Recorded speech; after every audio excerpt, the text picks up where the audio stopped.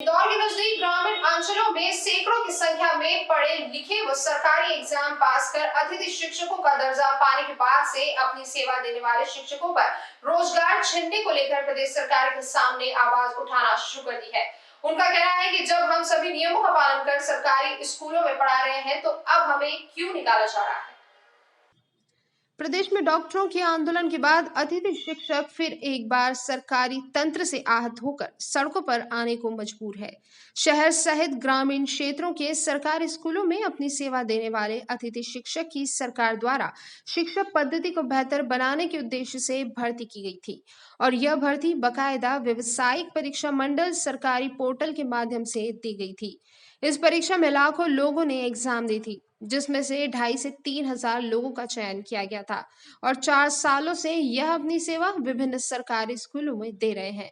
अब इनकी सेवाओं पर सरकार ने पात्रता के नाम पर हटाने की कार्रवाई शुरू करने की आहट से अतिथि शिक्षकों ने भविष्य को लेकर चिंता करना शुरू कर दी है। अतिथि शिक्षकों का कहना है कि उनका चयन माइक्रोबायोलॉजी, बायोटेक्नोलॉजी, बायोकेमिस्ट्री के आधार पर किया गया था। वेरिफिकेशन के वक्त अब उन्हें कहा जा रहा है कि आप इन 3 सब्जेक्ट से पोस्ट ग्रेजुएट हैं और आपके पास सरकारी स्कूलों में पढ़ाने की पात्रता नहीं है, जबकि सभी सरकारी दस्तावेज अतिथि शिक्षकों के पास पूर्ण बताए जा रहे हैं और सरकारी संस्था द्वारा उनके पास पढ़ाने के लिए सर्टिफिकेट भी है और उनके द्वारा जो सरकारी स्कूलों में बच्चों को पढ़ाया गया है उनका रिजल्ट 100% आया है। इसके बाद भी उन्हें हटाने की बात क्यों की जा रही है, इसी को लेकर अतिथि शिक्षकों ने सरकार पर सवालिया निशान खड़े किए हैं। हम सभी चयनित अतिथि शिक्षक माइक्रोबायोलॉजी, बायोटेक्नोलॉजी और बायोकेमिस्ट्री सब्जेक्ट से हमने पात्रता परीक्षा जो MPP मतलब व्यावसायिक परीक्षा मंडल भोपाल द्वारा जो मध्य प्रदेश पात्रता परीक्षा से एग्ज़ाम दी गई थी उसमें चयनित हुए हैं और हम विगत 4 वर्षों से शिक्षा विभाग में अध्यापन कार्य कर रहे हैं।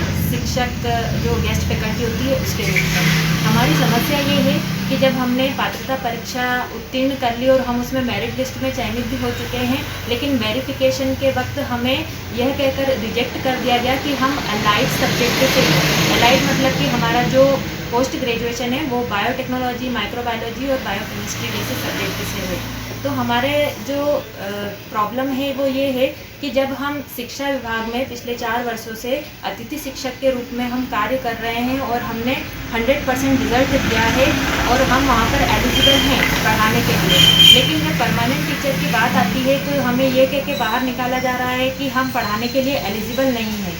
हम 4 सालों से शिक्षा विभाग में गेस्ट फैकल्टी के रूप में कार्य कर रहे हैं और हमें DPI द्वारा सर्टिफिकेट भी दिया गया है। ये सर्टिफिकेट तभी दिया जाता है जब हम पढ़ाने के लिए एलिजिबल है और अब जब परमानेंट टीचर की बात आती है तो ये हमें बाहर निकाल रहे हैं, रिजेक्ट कर रहे हैं। तो इससे हमारा जो फ्यूचर है वो कहीं हमें अंधकार में नज़र आ रहा है। हमारे जैसे कई कैंडिडेट जो अलाइड सब्जेक्ट से PG कर चुके हैं, उन्होंने पात्रता परीक्षा में मेरिट सूची में अपना स्थान प्राप्त किया है और अब वो हमें इससे बाहर कर रहे हैं। तो ये तो हमारे साथ सरासर नाइंसाफ़ी है। हमारा सवाल यही है माननीय मुख्यमंत्री जी, शिक्षा मंत्री जी और जो हमारा शिक्षा विभाग है उनसे हम ये अनुरोध करते हैं कि आप इस समस्या को गंभीर रूप से लें, एक जांच कमेटी बनाएं और उसमें जो बायोटेक्नोलॉजी के जो सब्जेक्ट हैं, माइक्रोबायोलॉजी के जो सब्जेक्ट हैं उनका जो मिलान है वो जो हमारे 11-12 का जो कोर्स है उससे करें, क्योंकि अभी NCERT के हिसाब से चेंजेस हुए हैं, सब्जेक्ट में बदलाव हुए हैं और बहुत सारे टेक्निकल कोर्सेज को इन्होंने इंक्लूड किया है। और बात आती है एलिजिबिलिटी की, तो बहुत सारे ऐसे अभ्यर्थी जिन्होंने कोर सब्जेक्ट से अपना PG किया है वो क्वालिफाइड ही नहीं हुए हैं और जो पात्रता परीक्षा ली गई है उसमें जो फर्स्ट रैंक आई है जिस कैंडिडेट की वो खुद बायोटेक्नोलॉजी से है। तो अब आप ये बताइए कि अगर हम एलिजिबल ही नहीं होते तो हम ये एग्ज़ाम क्वालिफाइड ही नहीं कर पाते। लगभग 2 लाख के करीब कैंडिडेट ने इस एग्ज़ाम में पार्टिसिपेट किया था, जिसमें से केवल 2,500 के करीब कैंडिडेट इसमें क्वालिफाइड हुए हैं और जिसमें से भी 50 से 60% जो कैंडिडेट हैं वो अलाइड सब्जेक्ट से हैं। तो हमारा यही प्रश्न है कि क्या आप अगर हमें बाहर करते हैं तो ये 50 से 60% जो कैंडिडेट हैं इनका फ्यूचर क्या होगा, हम इन डिग्रियों का क्या करेंगे आगे जब हम टीचर बनने के लिए एलिजिबल ही नहीं है। हमारा कितना टाइम, हमारा पैसा सब कुछ बर्बाद हुआ। बीएड किया, सब कुछ किया। अगर ऐसा था तो आप जब ये एग्ज़ाम एंट्रेंस एग्ज़ाम के फॉर्म भरा रहे थे, आप हमें तभी ही बाहर कर देते ताकि हमारे 4 साल वेस्ट ना होते। आपका नाम और पता? मेरा नाम बिंदुबाला पटेल है। मैं शासकीय कन्या उच्चतर माध्यमिक विद्यालय सांवेर में पिछले 4 वर्षों से गेस्ट फैकल्टी के रूप में बायोलॉजी पद पे अध्ययन कार्य करा रही हूँ और 100% परिणाम भी निकाल रहा है। ठीक।